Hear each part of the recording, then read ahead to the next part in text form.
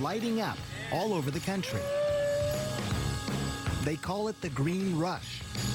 Marijuana has moved out of the back alleys and into the open. Happy Cannabis Cup, y'all. In some states, it's legal to grow, to sell, to smoke. And marijuana could be legalized in a city near you. So easy to get, and many think so harmless. But when the smoke clears, is marijuana bad for you? Or could pot actually be good for you? Marijuana is better than all those pills for you in terms of treating? Yeah. I travel the world for answers. What does marijuana do to you? What does it do to your kids? A special investigation. Weed.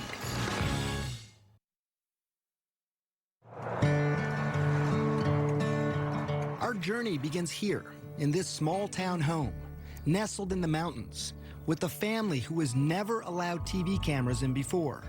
And you're gonna soon learn why. This is so pretty out here. Yeah.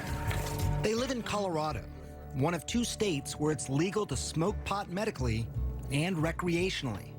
But here, it's also taboo to residents like Paige Figge and her husband, Matt. I'm sure it was mentioned to us by someone, hey, you should try this. And I thought, no way. You thought that's fringe stuff? No way, not in a million years, no. But in this area, marijuana is far from fringe. 4 joints, and do you want Island Sweet Skunk? Medical dispensaries are everywhere.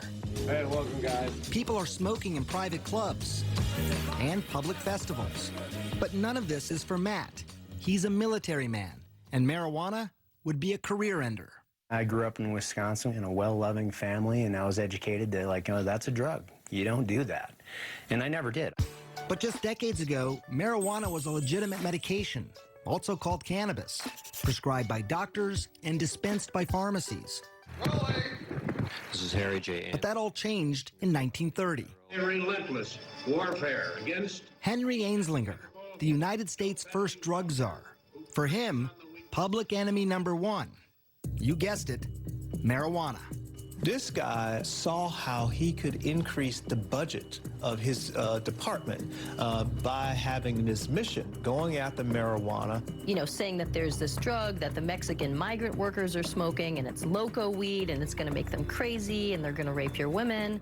He got the anti-marijuana message out through news reports. And then came this. It is convinced that he is hopelessly and incurably insane. The film, Reefer Madness, portraying the users of marijuana as unproductive, crazed. People are still afraid of what pot can do to them. In many ways, to have defined our attitudes now for 70 years. Yeah. Marijuana then became illegal in 1937. And by 1970, it was a Schedule I controlled substance. The government was saying it had no medicinal value and had a high potential for abuse. All reasons why the Figgies stayed away from marijuana. Until this. And this might be hard for some of you to watch.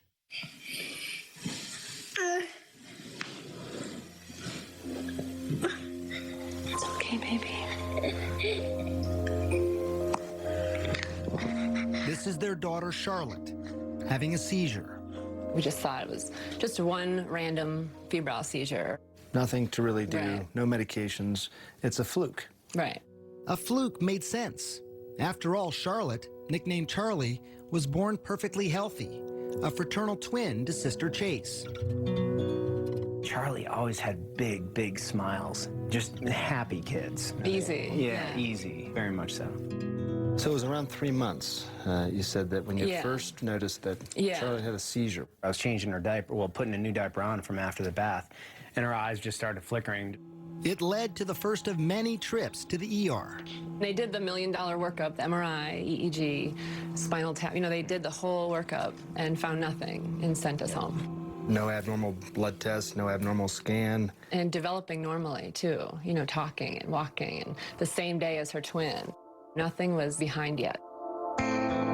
By the time she was 2, though, the seizures had become constant and started to take their toll on their once happy, joyful little girl. She started to really decline cognitively, and she was slipping away, and she just wasn't keeping up with her twin. The Figgies finally found an answer. It was awful news. Dravet syndrome. It is severe, intractable epilepsy. The seizures start during the first year of life and are unstoppable. difficult to control, and very damaging.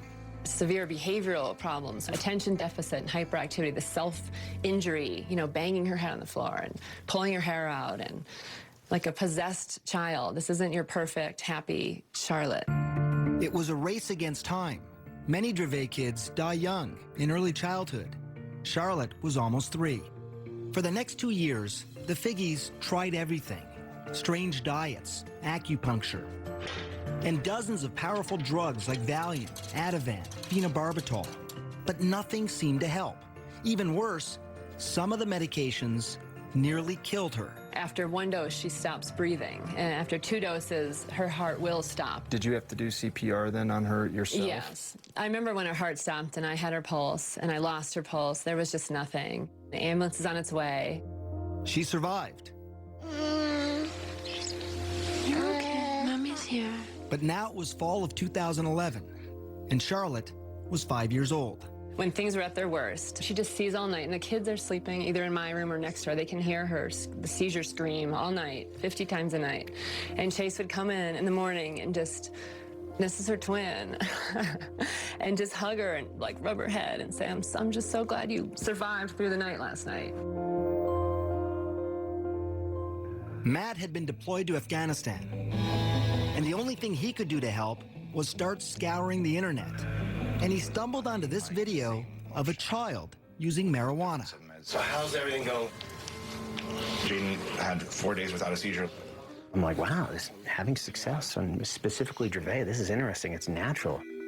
And while he couldn't ever imagine taking marijuana himself, he was now in the stunning position of recommending it for Charlotte. I was like, we need to do this. And I said, I don't know. Charlie, there you are. And then Charlotte's condition got worse. 300 seizures a week, almost 2 every hour. She was not talking or moving, basically catatonic. As a last resort, doctors wanted to either prescribe a powerful veterinary drug used on epileptic dogs or put Charlotte in a medically induced coma so her brain and body could rest. For Paige, those were not good options. But maybe, just maybe, marijuana now was. But she was about to find out how hard that would be. This isn't go to the pharmacy and pick up your medicine. There was no protocol. When we come back, what will the Figgies do? And what would you do if this were your daughter?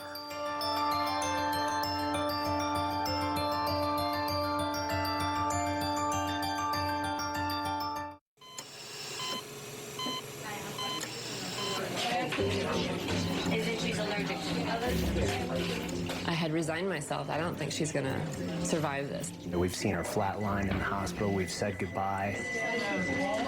You're listening to Matt and Paige Figgy describe their own daughter. What would you do if this were your child? Charlotte Figgy had an extreme form of epilepsy. Her body was so frail that any seizure could kill her. With no traditional treatment left to try and the clock ticking away, her parents decided to try marijuana. Charlotte was just 5 years old. You need a card in order to be able to get the cannabis from a pharmacy. Doctors have to prescribe it. You need 2 doctors in Colorado to get the card for a juvenile or a child. It was hard. We were the first young child, and they said no. Everyone said no, no, no, no, no. Certainly her age played a role in my hesitance. Dr. Alan Shackelford is a Harvard-trained physician. He's also among a handful of doctors in Colorado who give prescriptions for medical marijuana. From the moment Charlotte entered his office, he knew she was in trouble. While he was just examining her, she had 2 seizures. She'd failed everything. There were no more options for her. Everything had been tried, except cannabis. Here's how scientists think it might work. Marijuana is made up of 2 main ingredients: THC, that's the psychoactive part that makes you high, and CBD, also called cannabidiol. It's the CBD that scientists think modulates electrical and chemical activity to help quiet the excessive activity in the brain that causes seizures. I've been telling my patients to cut. Dr. Julie Holland is the editor of The Pot Book, a complete guide to cannabis. For a long time, the work on cannabis and epilepsy was sort of inconclusive. Maybe it works, maybe it doesn't. They couldn't quite figure it out. And it's only when they really started separating THC from CBD that they saw, definitively, yes, CBD seems to really stop seizures. So the Figgies needed to find something that was rare, a strain of marijuana that was low in THC. Of course, they didn't want Charlotte getting stoned, but also high in CBD to treat her seizures. And that wouldn't be easy. Dispensaries and growers, they make their money off strains that are high in THC. I'm Joel. I'm Josh. No one knows that better than the Stanley brothers. Their family business is pot. And if you look at these clean-cut guys and what you see surprises you, don't worry. They've heard it all before. When we round the corner, they're like, oh, wait a second. Did you finish high school? They all not only finished high school, but also college, and in some cases, graduate school. Now, they are some of Colorado's biggest growers and dispensary owners. They produce up to 600 pounds of medical marijuana a year, and much of that marijuana is high in THC. But here, on their remote farm at this undisclosed location in the mountains, It takes a lot of plants. We're allowed to grow 6 per patient. they have been growing something different, something they call revolutionary. So Greenhouse 1. Greenhouse 1, yes. Welcome to paradise. Behind closed doors and under tight security, we enter what the Stanleys call the Garden of Eden. There's nothing like this in the world. This plant's 21% CBD and less than 1% THC. It took years of crossbreeding plants to get to this point. Instead of breeding up the THC, we've bred down the THC and bred up the CBD. And people said, you're crazy. Who's going to smoke that? So why grow it then? Well, the Stanleys also believed in CBD's potential to treat many diseases. And they had seen it change lives before. I always have 2 strains. Meet 19-year-old Chaz Moore. He uses many different strains of marijuana, many of them high in CBD, to treat his rare disorder of the diaphragm. My abs will, lock up. That's why he's talking this way, almost speaking in hiccups, like he can't catch his breath.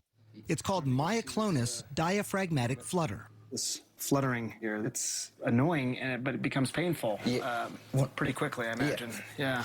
Yeah, after 15, 20 minutes is where I can start to really feel it. He's about to show me how the marijuana works. He's been convulsing now for 7 minutes. How quickly do you expect this to work? Within the first 5 minutes.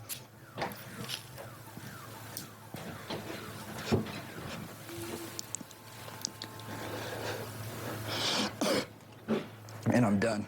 That's it. That's it. It was actually less than a minute. Depending on the attack in the day, it'll work within the first couple hits. Hear how his voice is completely different. That attack lasted 8 minutes. But some have lasted much longer and happen as often as 40 times a day. And like Charlotte, he had tried so many things before. By 16, Chaz was taking these powerful, addictive, potentially deadly narcotics and muscle relaxants daily, like Valium and morphine. It would be safe to say that marijuana, what you have in your hand there, is better than all those pills for you in terms of treating what's going on? Yeah, I'm not zombified. I've had 16, 17 attacks today, and I'm still sitting up talking to you. My first attack on all these, I'd be in the hospital. I'm a firm believer that marijuana has actually saved my son's life. Chaz's father, Sean. His quality of life now is 1,000 times better than what it was when he was on the pharmaceuticals. A quality of life that Paige Figge desperately wanted for her daughter, Charlotte. But she still had one hurdle to cross: convincing dispensary owners like the Stanleys to sell marijuana to a 5-year-old little girl. When Charlotte's mother called my brother Joel, and the brothers had a meeting, we said, tell us about this patient. She's 5 years old, he said. And we said, oh, no, we can't do that. Why? The fear of the unknown. Charlotte was one of the youngest patients at the time wanting marijuana. Would it be too much for her? Or would it change her life forever? We'll find that out later. But first, learn more about what marijuana does to your kid's brain, and yours as well.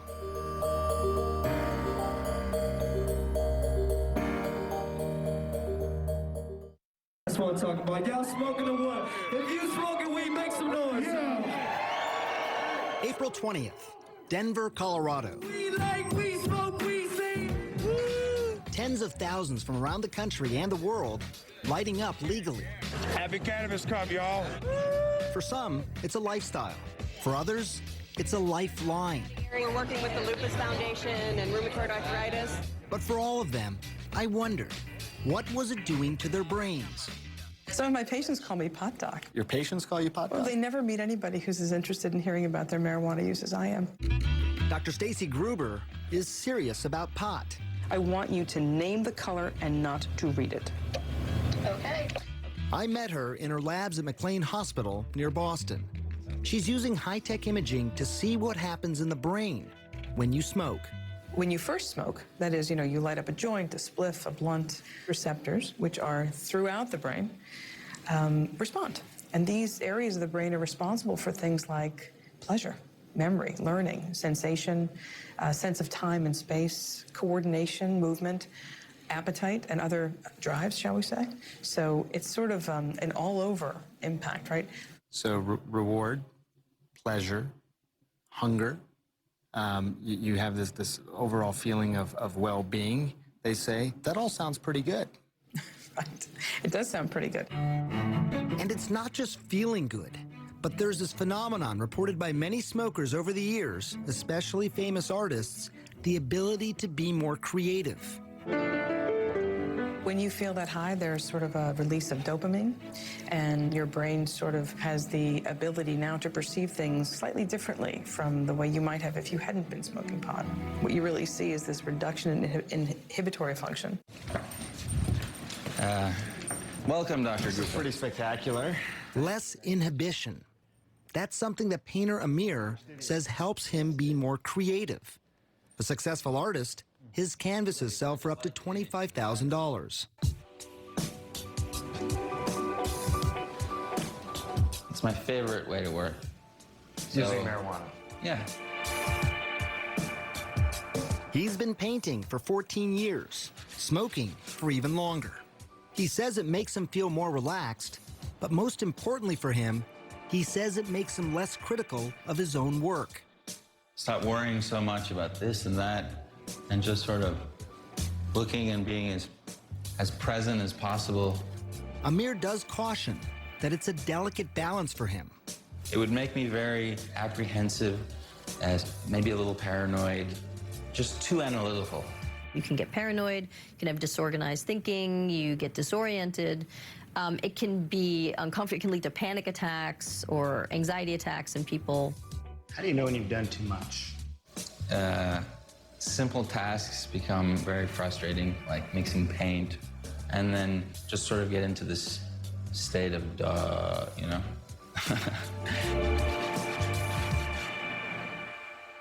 Nail. And why that happens is exactly what Columbia University neuroscientist Carl Hart is investigating. Exhale. Research subjects in his lab smoke marijuana and then take a variety of cognitive tests. The effects will be disruption in memory, disruptions in inhibitory control. They will become slower at cognitive functioning, a wide range of things. These effects are temporary, but they're pretty pronounced and they're clear. And it's slowly becoming clear to scientists what part of the brain is most affected. It's the prefrontal cortex. It's very important for planning, thinking, coordinating your behaviors. There are tons of marijuana receptors in this region. And we think that marijuana, particularly in the novice, can disrupt all of those behaviors. An impairment that Hart cautions could be dangerous, especially when driving. You may prematurely hit your brakes. You may prematurely hit the gas pedal, a wide range of things. You may make a turn without looking more carefully. Look at this experiment done by CNN affiliate KIRO in Washington State. Subjects smoked marijuana and then drove. One was a daily medical marijuana smoker, and another, an infrequent weekend smoker. Relaxed and buzzed. The more the novice user smoked, the more trouble behind the wheel. Watch yourself, watch yourself. But interestingly, the habitual smoker didn't have as much trouble. I wouldn't pull her off the road, no. No, not yet. And that's something I witnessed firsthand driving around with 19-year-old Chaz Moore. The day that I spent with him, he had been smoking all day long. Do you feel impaired at all? No, I don't. I feel normal. Turns out when you test people who have a lot of experience with cannabis, you don't see many disruptions. But if you test people who have sort of a limited history with cannabis, you can see some clear, pronounced disruptions. Of course, no one thinks that driving when using marijuana is a good idea. But what scientists can't answer is if there is a safe legal limit, and if people who use marijuana daily as a medicine should be able to drive. How impaired are they? What is more clear, though, is the effect of marijuana on the young brain. What we see is a very big difference in people who begin to smoke prior to the age of 16 and those who smoke after age 16, what we call early versus later onset. Gruber's brain scans show that the white matter, those are the highways that help the brain communicate from one point to another, are impaired in those who start smoking early. Maybe there's underlying white matter connectivity differences. That's your concern, it sounds like, that those highways, those white matter highways, are just more disrupted in people who start smoking early. That's what we see. Perhaps not surprising, given what we know about the young developing brain. That's a very delicate time in brain development, and that's not a good time to be taking any drugs. Preliminary research shows that early onset smokers are slower at tasks, have lower IQs later in life, higher risk of strokes, and increased incidence of psychotic disorders. And while these studies are not conclusive, some scientists are still concerned because in 2012, 35% of high school seniors lit up. And that could mean a generation of kids with damaged brains. And many fear something else. I never really told myself I needed help. A generation of marijuana addicts. When we come back, the truth and the science behind what's being called a growing epidemic. And later, Charlotte's story, one of the youngest children to try marijuana in Colorado.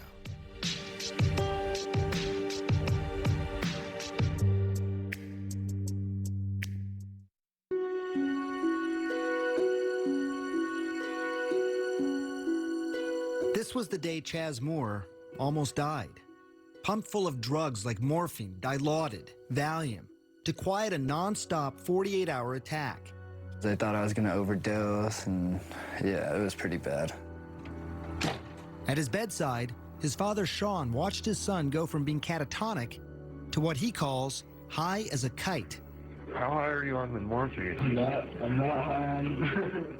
I've watched friends of mine die from taking the same drugs that he took. You see, Sean was a drug addict, and he had struggled for decades to get clean. It was scary. It was really important for him not to take these drugs if he could avoid them. If he could avoid them. I know how addictive they are. I've seen it. It scared the hell out of me. But Sean is not scared of marijuana, and neither is Chaz. This right here, I don't get sick off of it. I can't overdose. And Chaz is right about that.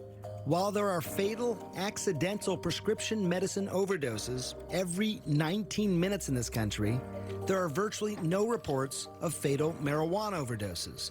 And it's perhaps one of the biggest reasons most people think pot is safe. In fact, a new study of children showed that by high school, only 1 in 5 think marijuana is harmful. That's the lowest number in more than 2 decades. And it's something we heard over and over as we traveled around the country. Not really that harmful. It has a lot of benefits. Not really too concerned about it. I think it's safe if you're a safe person. Probiotics are... But the experts we spoke to said there is more to the story. There are people who compulsively smoke, who want to stop smoking, but they can't stop smoking. In fact, 9% of marijuana users will become dependent.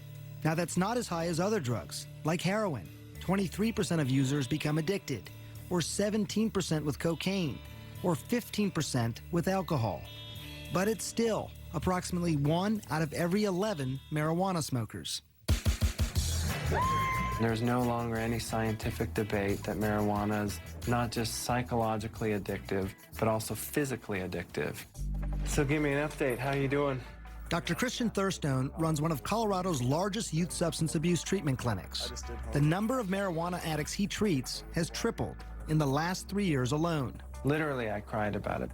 Marijuana is #1 on their list of priorities. They have dropped out of life. Back in the day, I wouldn't feel like my day has really started if I didn't get high. Joel Vargas started smoking when he was just 13. By 15, he was smoking more than a dozen times a day. He stopped skateboarding. He even dropped out of school. I like getting high. I need to get high because my brain is telling me. Adolescents, starting at about age 13, have a pretty mature brain reward center, so they can experience rewards and pleasures the same way adults can. But the problem with that is that their prefrontal cortex, which helps people think ahead, control their impulses, that's not fully developed until age 24. That explains why adolescents are much more vulnerable. There's something else that addiction experts believe is likely happening in the brain. When you smoke pot, the feel-good chemicals that make up marijuana, called cannabinoids, remember them? They cause your brain to stop producing its own natural cannabinoids. When you stop smoking, you have no feel-good cannabinoids of your own. Until your body kickstarts production, you feel lousy. So many people smoke again to feel better. And today's marijuana could be more addictive. It has more of the psychoactive ingredient THC than ever before. Brain researcher Dr. Nora Volkov. If you smoke a very potent marijuana, the 9-THC content is going to go very fast into your brain at a relatively high concentrations, and then that increases its rewarding effects and its likelihood of transition into addiction. So how much stronger is it? You see the barbed wire, obviously, on the fences. Well, I traveled to Mississippi, where marijuana is illegal. But here, on the campus of one of the country's oldest universities, Ole Miss, a huge stash of marijuana is under lock and key. This is our vault. This is some pretty tight security. I mean, look at this door. Mahmoud El Soli runs what's called the Marijuana Potency Project. What's the potency of this? This is about 8%. For 3 decades now, his team has analyzed weed confiscated from drug busts. This is 36% THC. You can smell it. It has a good aromatic, smell. How much does this worry you? 36% THC, confiscated. Very, very dangerous material. For someone that is not experienced in marijuana smoking, take some of this and they're going to go into the negative effects of the high amounts of THC, the psychosis, the irritation, the irritability, the paranoia, and all of this. And while not all the plants are this high, there's no question he's seen a trend. In 1972, the average potency was less than 1% THC. Now, it's nearly 13%. Are people becoming more obsessed with high THC marijuana? I think so. They start out with a 0.5% or 1%, and they get a good high. And then as they continue to use that, it doesn't give them the same high anymore, so they seek either smoking more or higher potency material. It happened to Joel Vargas.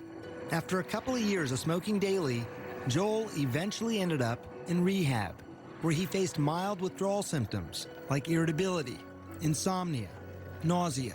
It certainly isn't anything nearly as dangerous as abrupt discontinuation of alcohol. You know, for somebody like Joel, going into rehab is really about learning new behaviors, more than it is about sort of treating the physiological dependence or tolerance or withdrawal issues.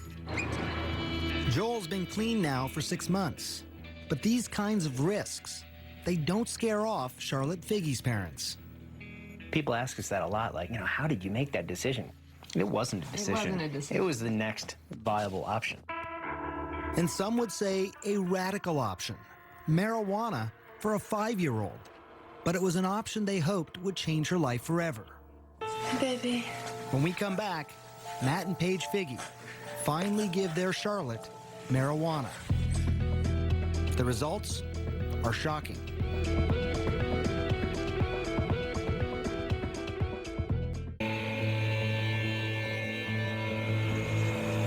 It was January 2012, Afghanistan, About 7,000 miles away from his family in Colorado, Matt Figge received this video from his wife, Paige. It's horrible seeing these videos when I'm deployed. It was his 5-year-old daughter, Charlotte, seizing. Diagnosed with a severe form of epilepsy, she was having 300 seizures a week, each attack so severe it had the potential to kill her. They had already tried dozens of high-powered drugs. We needed to try something else, and at that point in time, marijuana was that natural course of action to try. At home in Colorado, Paige searched for marijuana high in CBD. That's the ingredient some scientists think helps seizures, and also low in THC. Remember, she didn't want to get her daughter stoned. She found a small amount at a Denver dispensary. The owner was surprised that anyone would even want it. They said it's funny because no one buys this, you know. That was the general consensus. Nobody wanted it. It didn't have any effect. Paige paid $800 for a small bag and took it home. I had a friend that was starting a business on making medicine. And I said, can you help me extract the medicine from this bag of marijuana? I measured it with a syringe and squirted it under her tongue. It was exciting and very nerve-wracking. Holding Charlotte in her arms, Paige waited. An hour ticked by, and then another, and then another. She didn't have a seizure that day. And then she didn't have a seizure that night. Did you sit there and look at your watch? And... Right, I thought, this is crazy. And then she didn't have one the next day. And then the next day. And I thought, she would have had 100 by now. And I just thought, this is insane. I remember how happy Paige was. Like, it's really working. I can't believe it. Yeah, that was pretty amazing to hear. It had worked. But in just a couple of weeks, the excitement was overshadowed by panic. Paige was running out of marijuana, and the dispensary didn't have any more of that particular strain. Even if there was more, the monthly price tag would have been astronomical. $2,000, and not a penny of it covered by insurance. But then Paige heard about the Stanleys, the 6 brothers, and their greenhouse of marijuana that is high in CBD. I said, oh my goodness. He says, I don't know what to do with it. We're trying new things with it, but no one wants it. It's not sellable. I said, just don't touch that, because we need that plant. At first, they didn't want to take the risk of giving marijuana to such a young child. But then they met her. Tell me about the first time you met Matt, Paige, and Charlotte. I'm gonna get you misty-eyed. Yeah, you get all of us crying when we start talking about that little girl. The Figges had hit the jackpot, a steady supply of high CBD marijuana, and they only had to pay what they could afford. People have called us the Robin Hoods of marijuana. They say that we sell pot so that we can take care of the kids and the truly less fortunate. Charlotte was the first of those kids. Late spring 2012, she tried the Stanley Special Marijuana, and again, it worked. I can't tell you what that means to us. Get you a dozen in a little bit. If it doesn't get you, something's wrong with you. She lived her life in a catatonic state. Now her parents get to meet her for the first time. What a revelation. Yeah. The child who had had 300 seizures a week was now down to just 1 every 7 days. Pitter pat, tiptoe. When I first met Charlotte, March of 2013, it was 1 year after that first dose of marijuana. Achoo! After almost 2 years on a feeding tube, she was now eating on her own. Yellow? She was talking, even walking. Puppy. Oh, please, she said please. Go! But these stories, they are not without their skeptics. One of the country's 2 hospitals dedicated to Dravet syndrome in Florida states at present there is no evidence that cannabidiol is effective for the treatment of epilepsy. The American Academy of Pediatrics also opposes cannabis, as does the National Institute on Drug Abuse. It is such an amazing turn of events that it really can't be a fluke, but I do still wonder. Do you still wonder too, Matt? Hell no. You know it's working. It's working great. You just look wonderful. And Charlotte's doctor, Alan Shackelford, also agrees. Yet his commitment to medical marijuana has drawn criticism. He's even been called Dr. Feelgood. How difficult is this for you to talk about as a physician? We are typically conservative as a profession and probably as individuals. We want more proof, and cannabis doesn't have that. And it's why he has traveled the world to look for researchers who might have the answers. And that took him to the place many call the medical marijuana research capital. Israel. It might surprise you, but actually research into cannabis and epilepsy started here in the 1970s, with studies that showed it could reduce convulsions in rats. Today, Shackelford is hoping to start clinical trials in humans there. We need to understand it well enough that they won't be reluctant to at least give it a thought, at least try it. And it's not just epilepsy, but researchers in Israel are studying a variety of illnesses. When we come back, what they're finding, up close, and an amazing look inside hospitals and nursing homes where patients are lighting up, courtesy of the Israeli government.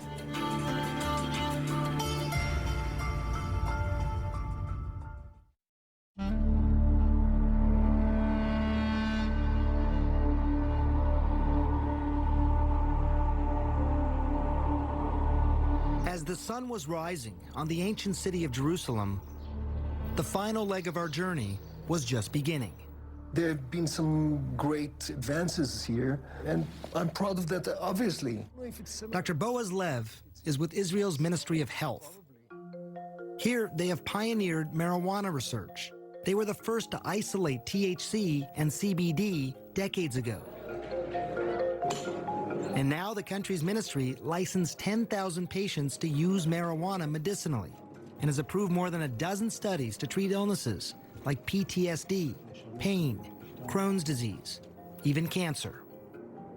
Hopefully, this will prove to be the best medication. I really hope so. We're not there yet. Answers might come from places like this. It's a state-run nursing home outside of Tel Aviv. Residents here are using marijuana for pain, loss of appetite, Parkinson's disease, and dementia. Moshe Root is one of those residents. He was 77 when he smoked his first pipe of marijuana. He's 80 now, and he smokes a couple of times a day. It's to help with the pain and the hand tremors caused by a stroke. So it's a mixture of tobacco and marijuana. He even decided to light up during our interview to stop his hands from shaking. You're saying your hands are steady because of the marijuana? It also helped ease a deeper pain hidden from sight. You see, Moshe is a Holocaust survivor. When his wife died a couple years ago, he was haunted by nightmares of his childhood, hiding from the Nazis. The marijuana, he says, took him out of the darkness. You dream. You fly. When you smoke? Yeah. There are 19 other patients here. Scientists at Tel Aviv University are now studying their progress, and they call the results outstanding, including weight gain, improved mood, pain and tremor reduction. But I can tell you as a doctor, it was my next stop that proved the most surprising. This is Israel's largest hospital, Sheba Medical Center. You put up your medical cannabis. Amashe is using marijuana to help him with the pain and nausea from chemotherapy. Filling up the spoon, so that's your medicine inside there. Of course. Now take it out, put up the valve. And he's doing it inside the hospital. How are you feeling? I relief, first of all, in the muscle, in the leg.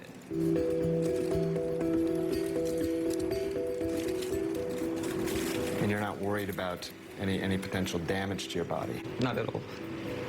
The opposite, actually. I really believe I can be cancer-free for a long time if I continue, consume cannabis. Yes, he said cancer-free. Very early studies on mice in Israel, Spain, and the United States are now showing the potential of marijuana to kill cancer cells. It's exciting research, but it is still in its infancy, and it's inconclusive. This program at Sheba is well established, and experts say a teaching tool for using marijuana in other hospitals.